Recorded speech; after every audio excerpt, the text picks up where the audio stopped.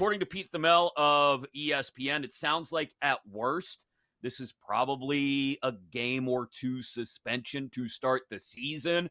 And not unusual at Michigan, right? They've played plenty of games without the head coach over the last couple of years, although it was then more stepping in many instances for Jim Harbaugh, who's left for the Chargers, obviously.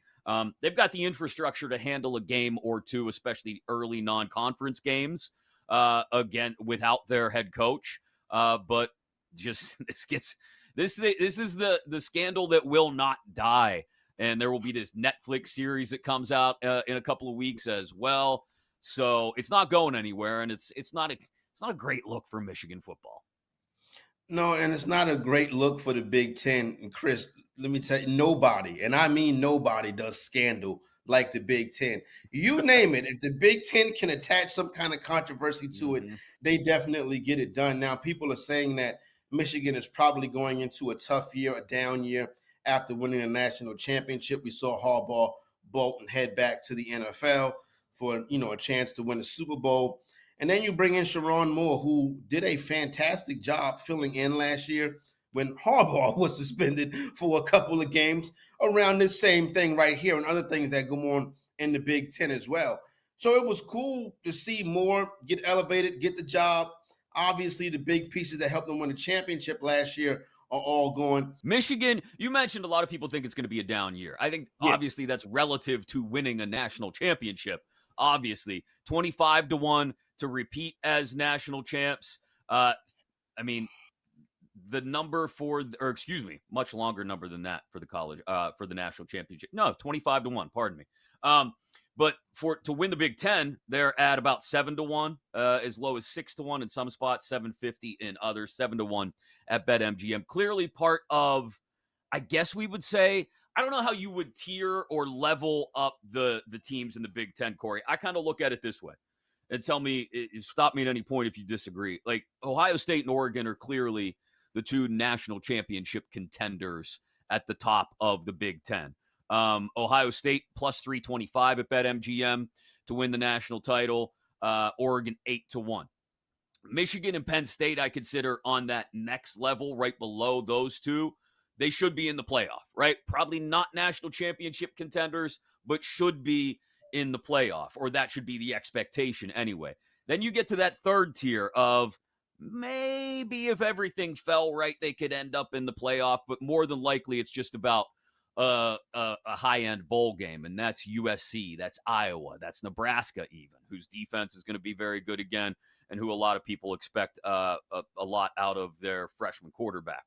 And then you get to teams that are probably bowl teams, right? Like Wisconsin, Rutgers, Washington. You get down to even the next level, and this is how many teams we've got in the Big Ten now. The next level, a bowl would be nice, but probably not necessarily expected, and that would be like your Maryland, your Minnesota, your Indiana with Curt Cignetti in his first year. And then you get to the rest, right? You get to Michigan State, UCLA, Illinois, Northwestern, Purdue. I think those are probably like the 6 levels of the Big Ten now. Yeah, and Michigan State and Purdue would be a good basketball game. It's not really going to do much for us during the football season. I think I would put a break and put Penn State in a tier by itself in tier 2. Then I think I would come down with Michigan and the rest of those teams that are going to be contending and competing. Right quick on Michigan.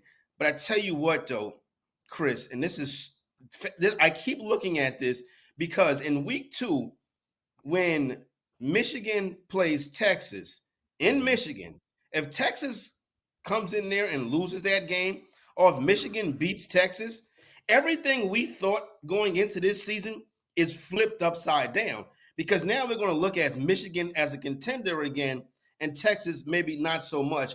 I think the losses is going to be too much for Michigan to handle this year and go back to the college football playoff, even an expanded college football playoff. So I think they'll be tough. I think they'll be a tough out, and they'll probably play a bowl game sometime Christmas week, maybe, December 26th or something like that. I don't see them in an elite New Year's 6 bowl game this year. I don't see them in one of the primetime bowl games. But I think Moore will continue to build his program, and I think they can be back at the top of the Big Ten. I just don't think it happens this season. You're fighting an uphill battle all the way around. Yeah, Michigan, little better than even odds, plus 115. So plus money to make the playoff. So not necessarily expected to make the playoff, but they're right there. They are actually, as I look at it, ninth on the board at BetMGM to make the playoff, right behind Bama at plus 105 and right ahead of LSU at plus 125. So one of those borderline teams in the Big Ten and SEC, like Penn State, like Ole Miss, like Bama, like LSU, who I mentioned, who people look at and say, yeah, 12-team playoff. If they have a quality year, they should make it. But it all depends on how things shake out kind of between those two big power conferences. I'm curious, Penn State, like I have a hard time. I shouldn't say I have a hard time, but like sometimes I get caught up in it because I'm a fan and I went there.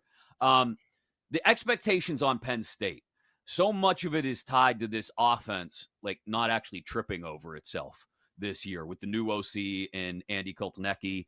Drew Aller has another year of experience under his belt. They've got sort of the QB 1B, if you want to call it that, the goal line short yardage quarterback in Bo Perbula, who still has been productive for them despite being the backup.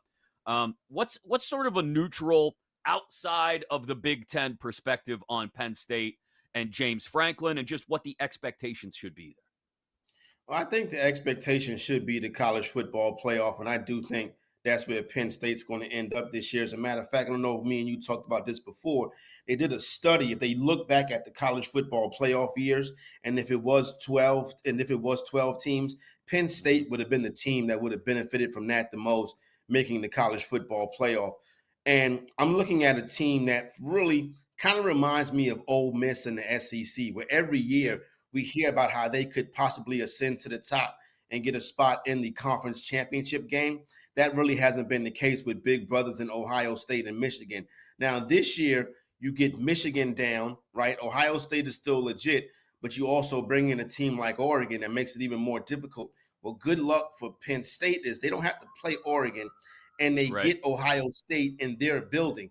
So that's probably going to be a whiteout, a Penn State whiteout when Ohio State comes, which makes that probably the toughest environment in sports, collegiate or professional. So I see them as a college football playoff team this year. Can they get into the Final Four and really compete for the national championship? I wouldn't go that far, but I see a home game at Penn State to kick off the college football playoffs, and probably one of the wildest scenarios one of the wildest scenes we've ever witnessed. Yeah, a whiteout is an experience for those that haven't been there. They've announced it this year to be November 9th, actually, against Washington, because they like to do it at night.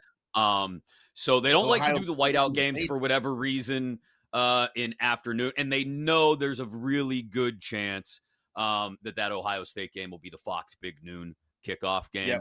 game. So they'll save the whiteout for a night game against Washington on November 9th. Still, the point remains that it's a program that would have benefited greatly from a 12-team playoff over the last decade because they were right there, so close time after time after time in that same division with Michigan and Ohio State in the Big Ten. The other teams that are interesting to me in the Big Ten, Corey, and I don't know what you think about this, it's not likely that they make the playoff, but there are some longer numbers on these teams. And if everything breaks right for one of these three teams, and perhaps Michigan falls off as far as some people expect them to, or Penn State loses another game or two than they are expected to lose, and things open up for that college football playoff field, USC is at plus 450 to make the playoff. Iowa at plus 650 to make the playoff, and Nebraska at 9-1 to make the playoff. Again, I'm not saying I expect any of those three to make the playoff, but if I'm looking for a longer number on a Big Ten team who could sneak in, again, given the possibility that maybe Michigan or Penn State, one of them falls off farther than expected in Michigan's case, those are the kind of numbers I would look at and say, is there something to be had there? Again, USC at 450, Iowa 650, and Nebraska at 9-1 to make the playoff. USC is interesting because even though they lose Caleb Williams and Marshawn Lloyd in the NFL draft, there's still enough talent on that team where they can go ahead and retool. and they also don't have to worry about Ohio State or Oregon, and Penn State comes to their building. Now, they got to go to Michigan, and they start the season off with a big one versus LSU, and obviously Notre Dame on that schedule a little bit later on.